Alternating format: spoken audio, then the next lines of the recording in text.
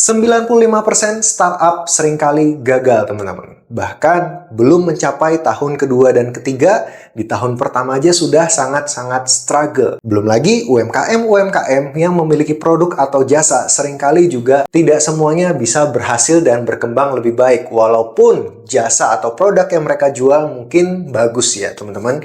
Karena apa? Karena pondasi dasar mereka di dalam berbisnis seringkali masih salah. Atau mungkin mereka tidak memiliki sistem yang baik, atau bisnis hanya berjalan begitu saja, tidak ada landasan yang kuat, tidak ada visi yang jelas di dalam menjalankan bisnis, sehingga akhirnya bisnisnya gitu-gitu aja. Jadi pada video kali ini kita akan membahas 5 pilar dasar di dalam membangun bisnis versi saya tentunya, teman-teman. Jadi ada banyak fondasi-fondasi dasar di dalam berbisnis, tapi bagi saya 5 dasar ini adalah hal yang cukup krusial. Bisa dibilang kalau ada meja, 5 hal ini adalah 5 kaki meja. Bagaimana supaya bisnis bisa berkembang atau stabil, teman-teman.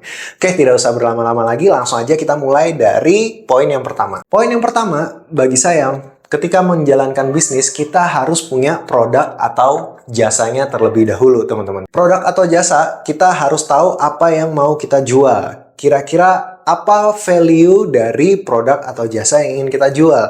Apa unique selling point dari produk yang ingin kita jual? Jangan sampai kita menjual produk yang sama dengan yang orang lain jual dan harganya mungkin ya tidak jauh beda. Kalau misalnya kita menjual produk yang sama, harga mirip-mirip, lokasinya juga mirip-mirip, target marketnya juga mirip-mirip, pasti kita akan kalah dengan kompetitor-kompetitor yang sudah mulai duluan, teman-teman. Jadi kita harus tahu apa produk dan jasa yang mau kita jual. Nomor 2, kita harus tahu target marketnya atau pasarnya. Biasanya nomor 1 dan nomor 2 ini bisa saling tukar balik ya, teman-teman. Jadi bisa nomor 2 ini pertama atau bisa nomor 1 ini yang pertama kalian lakukan. Jadi tergantung. Karena ada beberapa orang yang bikin bisnis itu mereka ngelihat marketnya dulu. Marketnya ada nggak? Kebutuhannya ada nggak? Kalau misalnya kebutuhannya ada, mungkin jasanya sudah pernah ada. Tetapi di lokasi saya ini masih belum ada. Nah, itu sudah ada marketnya. Akhirnya saya membuatlah jasa sesuai yang dibutuhkan market. Contohnya aja misalnya di produk adalah toko kelontongan. Toko kelontongan banyak sekali. Di Indonesia orang jual toko kelontongan ya teman-teman. Jualan bahan-bahan sembako. Tetapi mungkin di daerah-daerah tertentu atau di perumahan, kompleks perumahan-perumahan yang mungkin masih di pinggir, tidak di tengah kota, itu mungkin masih sedikit orang yang buka toko kelontongan. Sehingga kalau misalnya kamu buka toko kelontongan di situ, orang daripada jauh-jauh ke kota beli sembako, mending beli yang di samping rumah atau tetangga saya yang buka toko kelontongan. Benar kan? Karena itu, ngelihat marketnya dulu atau pasarnya, baru kita menentukan produk atau jasa. Case kedua, orang-orang yang memilih produk atau jasanya adalah orang-orang yang inovatif atau visioner, teman-teman. Contoh, misalnya rata-rata untuk produk atau jasa yang visioner ini biasanya yang berhubungan dengan digital ya, teman-teman. Karena digital kan perkembangannya sangat cepat. Contoh, misalnya dulu nggak ada aplikasi Gojek, orang kalau mau makan ya harus pergi, harus beli ke warung. Kalau mau belanja ya harus keluar dari rumah. Kalau misalnya kita mau berpergian ya harus naik transportasi umum. Tetapi ketika ada aplikasi yang namanya Gojek atau Grab, itu merubah behavior masyarakat. Jadi ada produknya dulu, baru akhirnya marketnya terbentuk. Oh, ternyata enak ya kalau misalnya pesan lewat aplikasi, akhirnya saya jadi lebih santai. Dari produk ini akhirnya terbentuklah sebuah market tertentu, teman-teman. Jadi kalian bisa pilih produknya dulu atau marketnya dulu. Yang penting kalian harus analisa baik-baik apa produk atau jasa yang ingin kalian jual, teman-teman. Bagi saya berikutnya yang tidak kalah penting adalah cash flow. Jadi setelah kalian menentukan produk atau jasa apa yang ingin kalian jual tadi, kalian harus tentukan cash flow-nya. Mulai dari misalnya harga dasar, misalnya HPP, seperti itu ya, HPP produk. Atau misalnya jasa, kalian harus hitung. Sekali saya ngerjakan ini, habis resource berapa sih? Misalnya habis tenaga saya berapa hari? Kalau misalnya untuk produk, jadi satu produk itu saya menghabiskan uang berapa? Nah, itu kalian harus hitung HPP-nya, teman-teman. Setelah kalian hitung HPP, kalian harus tahu Kalian untung berapa? Untung. Nah, kalian harus ada untung. Jangan jualan nggak ada untung. Kalau bisnis nggak ada untung, itu namanya sedekah. Gitu kan, teman-teman. Jadi, HPP plus untung ini baru nanti kalian ketemu yang namanya harga jual. Nah, dari harga jual ini, nanti kalian bisa jabarkan lagi. Dari harga jual ini harus bisa kembali lagi untuk muter barang, teman-teman. Jadi untuk kembali beli barang lagi, beli barang, atau kalau misalnya jasa untuk membayar tenaga, itu ya teman-teman. Jadi harus kembali lagi muter ke barang atau jasa. Nah, lalu dari harga jual itu juga harus ada persentase untuk biaya promosi. Biaya promosi atau marketing.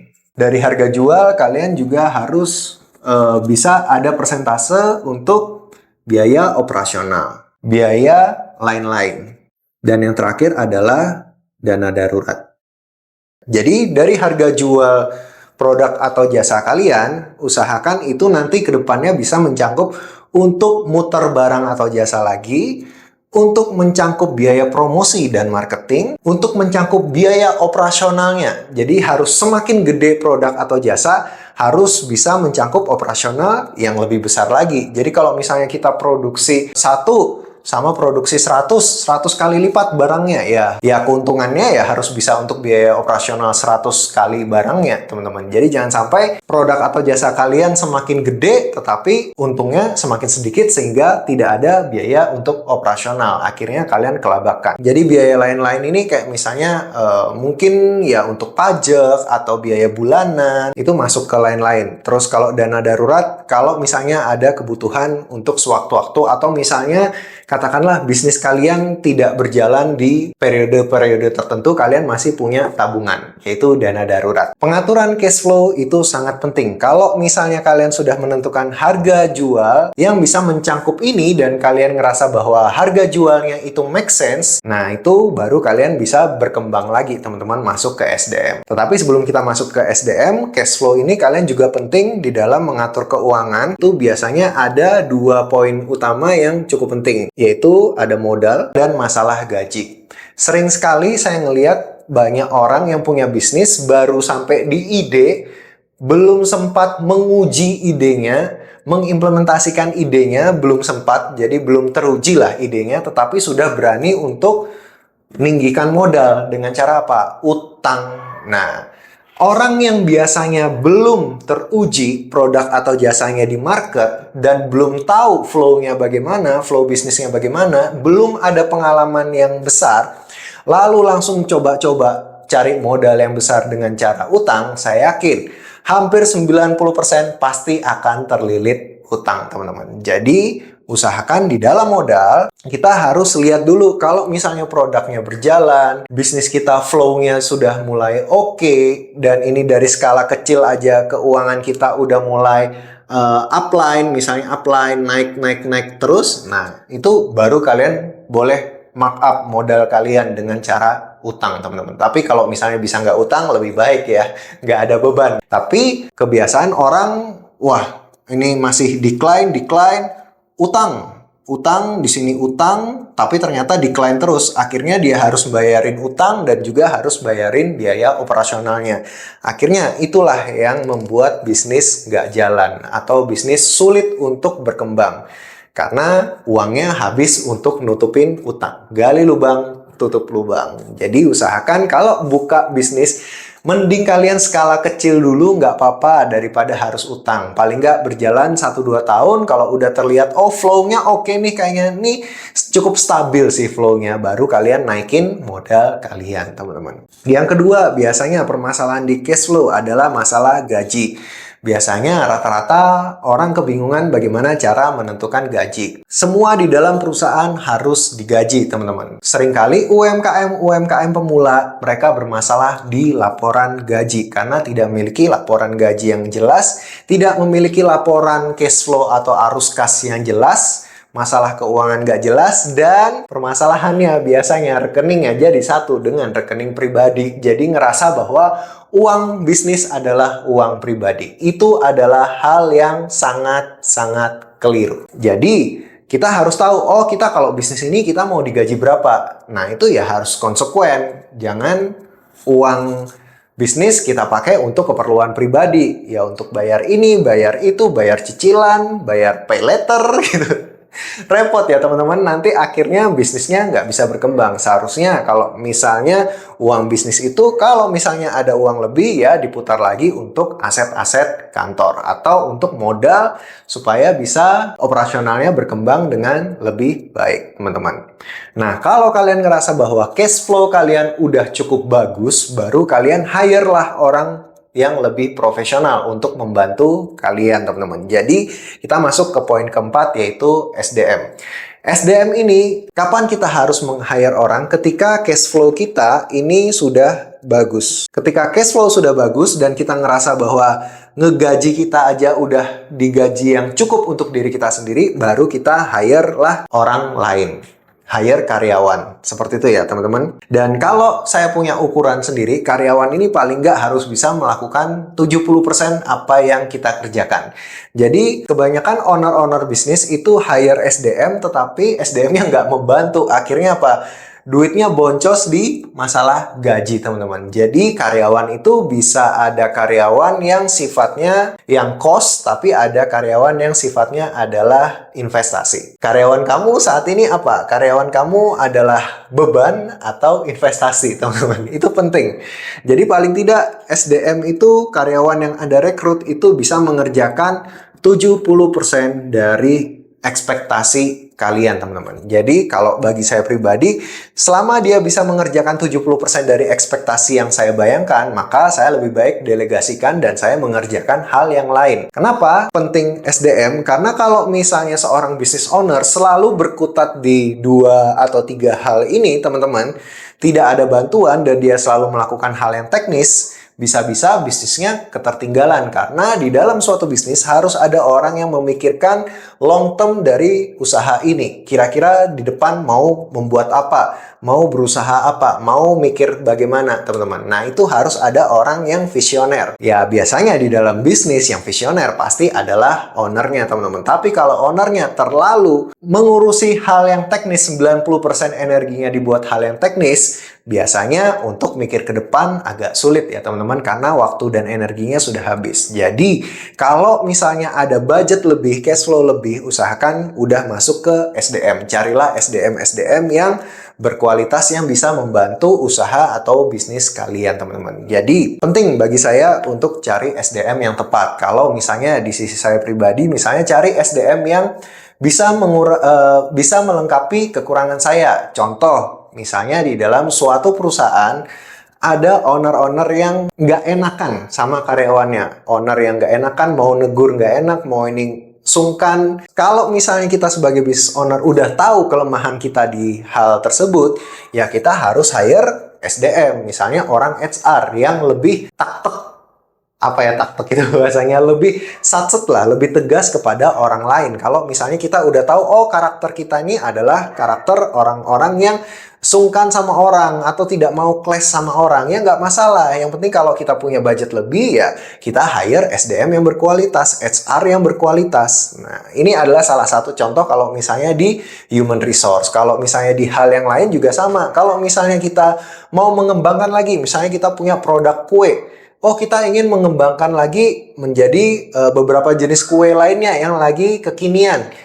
Ya, kalau misalnya kita punya budget lebih daripada kita belajar menghabiskan waktu yang lama, kenapa nggak kita hire orang-orang yang profesional? Supaya itu menjadi jalan pintas waktu yang lebih cepat, teman-teman, untuk kita mengejar target kita. Nah, karena sekali lagi SDM itu adalah salah satu poin yang sangat penting. Dan yang terakhir adalah sistem. Jadi kalian harus punya sistem yang jelas di dalam menjalankan suatu bisnis. Jadi misalnya untuk penggajian, gaji itu berapa standarnya, habis itu kalau ada komisinya berapa, sistemnya bagaimana, kalau misalnya kalian jual barang, itu alurnya bagaimana, flow-nya bagaimana, SOP-nya bagaimana, itu harus dijelaskan semua di dalam sistem. Jadi ini ada yang namanya SOP, produk, habis itu juga karyawan, SOP-nya bagaimana. Jadi dari SOP itu harus jelas ya teman-teman, kalian punya sistem, usahakan sistemnya itu tertulis. Apalagi kalau misalnya masalah cash flow, itu juga sistemnya kalian harus ada. Harus ada buku tertulis di dalam laporan keuangan. Harus ada tertulis untuk menjalankan suatu SOP produk atau misalnya di dalam pelaksanaan tugas para karyawan. Kenapa? Karena kalau misalnya nggak ada sesuatu hal yang tertulis, itu nanti pasti banyak lupanya. Kalau udah banyak lupanya, nanti akan sistemnya itu ngira-ngira, teman-teman. Jadi kalau udah sistemnya ngira-ngira, itu pasti perusahaannya akan driven by mood ya, teman-teman. Kalau lagi mood ya jalan, kalau lagi nggak mood ya nggak jalan. Tapi kalau sudah tahu sistem yang jelas dan tertulis, itu akan lebih memudahkan kita di dalam manage bisnis kita masing-masing, teman-teman. Jadi usahakan kalian sudah punya sistem.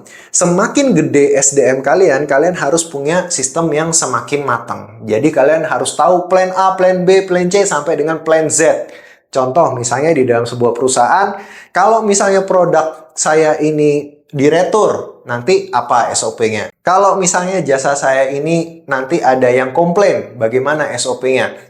Kalau di dalam suatu perusahaan itu misalnya ada karyawan yang resign, SOP-nya bagaimana? Serah terimanya bagaimana? Kapan harus mengajukan resign paling lambat? Kapan harus ada regenerasi di dalam perusahaan? Kapan harus ada waktunya orang untuk naik jabatan ke manajer atau supervisor? Jadi SOP itu penting, teman-teman, di dalam membangun sistem. Jadi ini adalah 5 dasar yang penting bagi saya di dalam membangun bisnis yang harus kita pikirkan sebelum kita menjalankan suatu bisnis, teman-teman. Jadi kalau misalnya kalian bisnis hanya jalan begitu saja, ya mungkin kalau hoki ya bisa jadi bisnisnya, teman-teman. Tapi rata-rata kalau kita bisnis tanpa rencana, biasanya akan jauh lebih sulit, teman-teman. Jadi semoga 5 pilar ini tadi membantu. Saya garis besarnya lagi, tadi ada nomor 1, produk atau jasa, tentukan dulu. Kedua, market atau pasar. Jadi kalian bisa pilih tentukan market dulu atau produk atau jasa dulu. Ketiga, kalian harus bikin cash flow yang baik. Keempat, pengaturan SDM. Kalau memang sudah waktunya menambah karyawan, harus tambah karyawan supaya kalian bisa memikirkan visi dan misi untuk kedepannya. Dan yang terakhir adalah bangun sistem yang bagus supaya perusahaan kalian bisa lebih stabil, teman-teman. Oke deh, jadi gitu dulu dasar utama di dalam membangun sebuah bisnis, baik itu kalian bisnis untuk UMKM, untuk produk atau jasa. Ini menurut saya adalah 5 pilar yang bisa sangat bermanfaat, yang bisa kalian terapkan, teman-teman. Oke deh, mungkin sekian dulu sharing kita kali ini. Semoga ini bisa bermanfaat buat teman-teman semuanya. Silahkan like dan share kalau misalnya kalian suka konten-konten seperti ini. Dan kalian boleh tuliskan di kolom komentar kalau misalnya ada pertanyaan dan kita akan diskusi bersama. Oke, saya Joshua Fean, pamit undur diri. Sampai jumpa lagi di video sharing berikutnya. Stay healthy and God bless.